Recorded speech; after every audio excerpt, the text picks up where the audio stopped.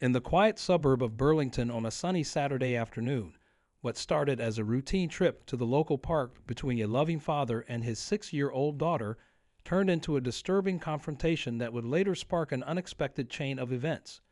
The father, a successful pediatrician, and his little girl were enjoying their weekly tradition of getting ice cream and feeding ducks at Riverside Park. Their peaceful afternoon took an unsettling turn when a woman in her mid-40s, clutching her designer handbag, began following them around the park. At first, they tried to ignore her suspicious glances and whispered phone calls, but the situation escalated when the young girl ran ahead to chase a butterfly, laughing as her father playfully called after her. The woman, who had been watching them for nearly 20 minutes, suddenly approached with her phone raised, recording the interaction. "Excuse me," she called out, her voice sharp with accusation. "What are you doing with that child?" The father, taken aback but maintaining his composure, calmly explained that this was his daughter. The little girl, sensing the tension, ran back to hold her father's hand. But the woman wasn't satisfied. Despite the child's obvious comfort with her father and her repeated calls of "Daddy," the woman had already dialed 911. "There's a suspicious man here with a little white girl," she reported, her voice trembling with misplaced concern. "Something doesn't look right. Please hurry." The father, who had experienced racial profiling before, knew exactly what was happening. He remained calm for his daughter's sake, though his heart raced as he heard sirens in the distance. Other parents at the park had started to notice the commotion, some pulling out their phones to record, others moving closer to witness the scene unfold. As 2 police cars pulled up to the park entrance, the woman stood triumphantly, certain she was protecting a child from danger. But what happened next would leave her and every onlooker speechless. The responding officer's reaction would prove to be anything but what she expected. The little girl, still holding her father's hand, looked up at him with worried eyes. "Daddy, why is that lady being mean?" she asked, loud enough for everyone nearby to hear. The father squeezed her hand reassuringly, knowing that this moment would become a powerful lesson about prejudice, love, and the unexpected ways life can turn stereotypes upside down. What unfolded in the next few minutes would not only change the woman's perspective forever, but would also become a viral moment that sparked important conversations across the country. Sometimes the most powerful lessons come from the most uncomfortable situations, and this ordinary day at the park was about to become extraordinary. The approaching officers, with years of experience handling sensitive situations, had no idea they were about to become part of a story that would challenge assumptions and remind everyone about the dangers of jumping to conclusions. As they stepped out of their vehicles and surveyed the scene, the woman rushed toward them, eager to share her concerns, but she was completely unprepared for what would happen next. The father stood his ground, daughter's hand still in his, as the officers approached. The little girl's ice cream cone had started to melt, dripping onto her pink sneakers, but she seemed more concerned about the growing crowd of onlookers than her dessert. The next few moments would not only reshape the woman's worldview, but would also serve as a powerful reminder that family bonds transcend color and appearances can be deceivingly misleading. What happened next would leave everyone at the park that day with a story they'd never forget. As the officers approached, the first officer, a veteran of 15 years on the force, immediately recognized the father. A warm smile spread across his face as he called out, "Dr. Thompson, is everything okay here?" The woman's confident demeanor suddenly faltered, her phone slowly lowering as confusion crossed her face. The second officer, noticing the little girl's nervous expression, knelt down to her eye level. "Hi there, sweetheart. I remember you from career day at Washington Elementary last month. You told the whole class about how proud you are that your daddy helps sick children get better." The little girl's face lit up with recognition, and she nodded enthusiastically. The woman's complexion had turned a shade paler as she struggled to process what was unfolding before her. Not only did the officers know this family, but they were greeting them like old friends. Her mouth opened and closed several times, but no words came out as the reality of her actions began to sink in. The first officer turned to address her directly, his expression now stern but professional. "Ma'am, do you realize that what you've done here today isn't just uncomfortable for this family? You disrupted their peaceful afternoon and caused a scene that could have had serious consequences. The gathering crowd of onlookers had grown larger, with several parents recording the interaction on their phones. Dr. Thompson's daughter, still holding her father's hand, looked up at the woman with innocent curiosity. "Daddy says we shouldn't judge people by how they look," she said in her clear, childlike voice. "He says it's what's in their heart that matters." The simplicity and wisdom of her words hung in the air, making several onlookers nod in agreement. The woman's designer bag slipped from her shoulder as the weight of her actions began to settle in. She had been so certain, so convinced of her own righteousness, that she hadn't stopped to consider the damage her assumptions could cause. The ice cream shop owner from across the street had come out to witness the scene, and he stepped forward with an interesting addition to the story. "That man and his daughter come here every Saturday," the shop owner announced loudly. "They've been doing it for years. He always gets vanilla, she always gets strawberry, and they always share a few bites of each other's flavors." His simple observation of their routine family tradition somehow made the woman's actions seem even more intrusive and misguided. The first officer pulled out his notepad, a move that caught the woman's attention. Her eyes widened as she realized this situation might have consequences she hadn't considered. The father, however, raised his hand in a gentle gesture of interruption. What he was about to say would add another unexpected layer to this already compelling story. "Before you proceed," Dr. Thompson began, his voice calm and measured, "I think this might be an opportunity for something more meaningful than punishment." His daughter looked up at him with admiration, recognizing the same voice he used when explaining complicated things to her in simple terms.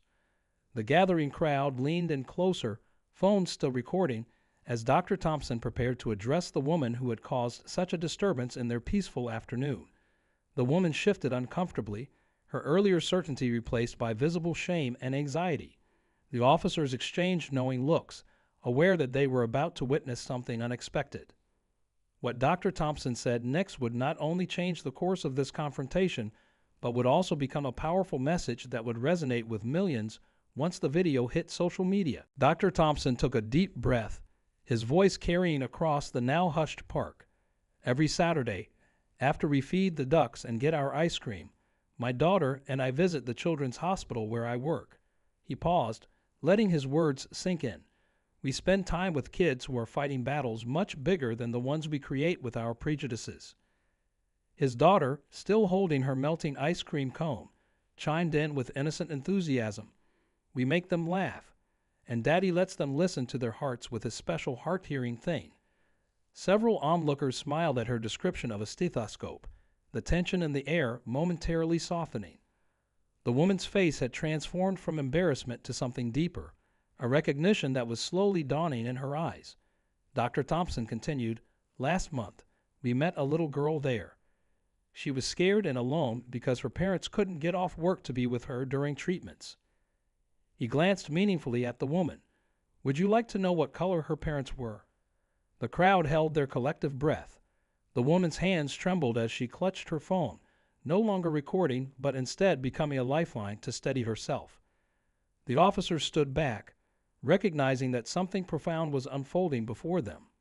That little girl didn't care what color her nurse was, or her doctor, or the person who brought her lunch, Dr. Thompson continued. She just wanted someone to hold her hand and tell her everything would be okay. His daughter squeezed his hand tighter, as if on cue. "And today, that little girl is going home after her final treatment. We were actually heading to the hospital after this to surprise her." The ice cream shop owner, who had been listening intently, suddenly spoke up. "Is that why you ordered an extra strawberry cone today?" Dr. Thompson nodded, and his daughter beamed with pride. The simple revelation of their additional ice cream cone somehow made the situation even more poignant. The woman's designer bag now lay forgotten on the ground, her perfectly manicured hands covering her mouth as tears began to form in her eyes. But Dr. Thompson wasn't finished. He reached into his pocket and pulled out something that made several people gasp audibly. His daughter bounced excitedly, recognizing what her father was about to share. The officers exchanged knowing looks, having heard about this through their community networks. The woman stared at the object in Dr. Thompson's hand, her previous assumptions crumbling with each passing second. The crowd pressed closer, phones still recording, as Dr. Thompson held up what appeared to be a photograph. The woman's tears were now flowing freely, but what happened next would turn this confrontation into something nobody in the park that day could have predicted. Even the officers, who thought they had seen everything in their years of service, were about to witness a moment that would challenge their own perspectives. As Dr. Thompson began to explain the significance of the photograph, his daughter tugged at his sleeve, pointing to someone approaching from the park entrance. The crowd turned to look, and the collective intake of breath suggested that the story was about to take yet another unexpected turn. Walking toward them was Sarah, the head nurse from the children's hospital, accompanied by a small girl in a wheelchair, the very patient Dr. Thompson had mentioned. Her bright smile and colorful head scarf made her eyes sparkle as she clutched her own strawberry ice cream cone. Behind the wheelchair was the girl's mother, a woman who bore a striking resemblance to the person who had called the police. The woman who had caused the scene staggered backward slightly, her hand reaching for support that wasn't there. "Jenny," she whispered, her voice barely audible. The girl in the wheelchair looked up, her eyes widening with recognition. "Aunt Karen?" The simple exchange sent ripples of murmurs through the crowd as the complex web of connections began to unfold. Dr. Thompson's daughter, unable to contain her excitement, ran toward the wheelchair, careful not to startle her friend. "We were coming to surprise you," she exclaimed, showing her matching strawberry ice cream. "Daddy said you're all better now." The two girls giggled together, completely oblivious to the heavy atmosphere surrounding the adults. The woman, now identified as Karen, stood frozen, her eyes darting between her niece in the wheelchair and Dr. Thompson, the man she had just accused of suspicious behavior. The photograph in his hand suddenly seemed to burn with significance as he slowly turned it around for everyone to see. It was a picture from the hospital's celebration wall, showing Dr. Thompson with both girls, his daughter and Jenny, all wearing party hats and bright smiles after Jenny's successful treatment. Sarah, the nurse, stepped forward with professional composure but obvious concern. "Dr. Thompson, I'm so sorry. We were trying to surprise you too. Jenny's last tests came back even better than we hoped." She paused, noting the police presence and the crowd. "Is everything okay here?" Before anyone could respond, Jenny's mother stepped forward, her face a mixture of emotions as she looked at her sister Karen. "What did you do?" she asked quietly, already piecing together the scene before her. The crowd held its breath, sensing another layer of the story about to unfold. Dr. Thompson's daughter, still standing by Jenny's wheelchair, looked between all the adults with growing confusion. "Daddy," she called out, "why is Jenny's auntie the same lady who was being mean to you?" Her innocent question cut through the tension like a knife, demanding an answer that none of the adults seemed prepared to give. The officers shifted uncomfortably, their role in this situation becoming increasingly complex. The first officer's hand moved from his notepad to his body camera, ensuring that every moment was being recorded. This was no longer a simple case of racial profiling. It had evolved into something far more complicated and personally intertwined. Karen's tears had stopped, replaced by a look of horror as the full impact of her actions began to sink in. The photograph in Dr. Thompson's hand trembled slightly as he prepared to speak again. But before he could, Jenny raised her voice from her wheelchair, about to share something that would change the entire dynamic of this confrontation. The ice cream shop owner, who had been witnessing everything unfold, suddenly stepped forward with an urgent whisper to Dr. Thompson. Whatever he said made the doctor's eyes widen, adding yet another layer to this already complex situation. The crowd leaned in, sensing that the story was about to take another unexpected turn. Jenny's voice rang out clear and strong from her wheelchair. Aunt Karen, Dr. Thompson, was the one who answered the phone that night. The crowd fell silent, confused, but Karen's face showed instant recognition. Her legs weakened, and the second officer quickly brought over a park bench for her to sit down. 3 months ago, Jenny continued, her young voice carrying wisdom beyond her years, when Mom couldn't reach you during my emergency surgery, Dr. Thompson stayed on the phone with you for 2 hours. He helped you stay calm while you were stuck in traffic, trying to get to the hospital. She reached for her mother's hand. Remembered, Mom? Aunt Karen was crying so hard she almost had to pull over. The ice cream shop owner stepped forward again, this time speaking to the crowd. That's why I recognized her voice, he said, gesturing toward Karen. She comes here every Tuesday, buying ice cream for all the kids in Jenny's hospital ward, but she always comes at night, after visiting hours. Karen's shoulders began to shake as the truth emerged. Dr. Thompson finally spoke, his voice gentle. I didn't realize you were Jenny's aunt. You never came during my rounds. He held up the photograph again, but now I understand why Jenny always had fresh strawberry ice cream on Wednesday mornings, even though the hospital cafeteria doesn't serve it. Karen covered her face with her hands, her next words muffled but clear enough for everyone to hear. I couldn't face them during the day, she admitted. After missing the surgery, after not being there when they needed me most. I just couldn't. So I tried to help in other ways in secret. The first officer put away his notepad completely, understanding dawning on his face. But Dr. Thompson's daughter, still processing everything, asked the question that would reveal the final twist. Daddy, is that why you always buy extra ice cream on Saturdays? Because you knew it was from Jenny's aunt. Dr. Thompson smiled, reaching into his pocket and pulling out a stack of small cards, the kind that come with flower deliveries. Every Wednesday when Jenny got her ice cream, there was always a note signed from your guardian angel. He handed the cards to Karen. I recognized your handwriting from the emergency contact forms. I've been keeping these to give to Jenny when she finished her treatment, so she'd know how much her aunt loves her. Jenny wheeled herself over to her aunt, who was now openly crying. I knew it was you, she said softly. The ice cream always had extra sprinkles, just like you used to make for me before I got sick. The two embraced, the cards scattering around them like confetti. The watching crowd had grown quiet, many wiping away tears. The officers exchanged glances, holstering their notebooks. The first officer stepped forward, addressing Karen with unexpected gentleness. Ma'am, I think instead of filing a report, we should all get some ice cream. My treat. With extra sprinkles, Dr. Thompson added, smiling warmly. For all our guardian angels, seen and unseen. He turned to the ice cream shop owner, who was already heading back to his store, giving a knowing wave.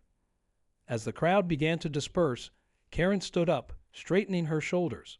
What she said next would transform this moment from a simple misunderstanding into something that would impact their community for years to come. The two young girls, still holding their melting ice cream cones, watched with bright eyes as the adults around them demonstrated the incredible power of truth, forgiveness, and the unexpected ways love can heal even the deepest misunderstandings. Karen stood before Dr. Thompson, her voice shaking but determined. I spent my days working as a diversity trainer for corporations, she confessed, teaching others about unconscious bias and racial profiling. Today, I became everything I warned people against. She turned to address the remaining onlookers, many of whom were still recording. I forgot the most important lesson. Love doesn't see color, and family comes in all forms. Dr. Thompson's daughter tugged at Karen's sleeve. Does this mean you're Jenny's guardian angel? She asked innocently. The question brought gentle laughter from the crowd, breaking the last remnants of tension in the air. Karen knelt down to the little girl's level, her designer bag forgotten on the ground. Sometimes angels need guardian angels too, sweetie. Your daddy was mine today. The ice cream shop owner returned with a tray full of ice cream cones, each topped with extra sprinkles. As he handed them out, he shared how he'd watched Dr. Thompson and his daughter's weekly ritual for years, and how their simple tradition of sharing different flavors had inspired him to start Mix and Match Saturdays at his shop, where families could come together and share their favorite combinations. Jenny's mother stepped forward, placing a hand on her sister's shoulder.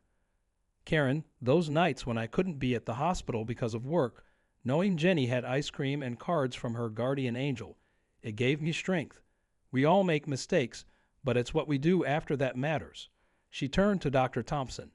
And you knew all along but kept Karen's secret, letting her help in her own way. The officers, now enjoying their own ice cream cones, shared a meaningful look. The first officer addressed the crowd. In 15 years on the force, I've seen how quick judgments can turn into lasting scars. But today, we all witnessed something different, how those same judgments can transform into healing when we open our hearts to understanding. Dr. Thompson's daughter and Jenny had already moved on from the drama, giggling as they traded ice cream flavors and planned their next hospital visit together. Their simple friendship, untouched by the complexities of adult prejudices, served as a powerful reminder to everyone watching. A week later, the ice cream shop unveiled a new flavor called Guardian Angel Swirl, a combination of vanilla and strawberry with extra sprinkles. The shop became a meeting place for families from the Children's Hospital, with Karen regularly hosting informal support groups for parents and relatives of patients, all while serving ice cream with extra sprinkles. Dr. Thompson continued his Saturday tradition with his daughter, but now their routine often included Jenny and other young patients celebrating their recovery. The park where everything happened became known as a place where differences were celebrated and assumptions challenged, one ice cream cone at a time. The video of the incident, which had indeed gone viral, didn't focus on the confrontation but rather on the remarkable resolution. It became a teaching tool in schools and diversity training sessions, sometimes even led by Karen herself, who turned her moment of prejudice into a platform for genuine change. As for the two young girls, they remained best friends, their bond strengthened by their shared experience. They never quite understood why the adults made such a big deal about that day in the park. To them, it was simple. Ice cream tastes better when shared with someone you love, regardless of what they look like. The park bench where Karen had sat that day now bears a small plaque. Sometimes the best views come from changing your perspective, and if you visit Riverside Park on any given Saturday, you might just see two girls sharing ice cream with their families, teaching the world that love, like ice cream, comes in many different flavors, each one special, each one worth sharing.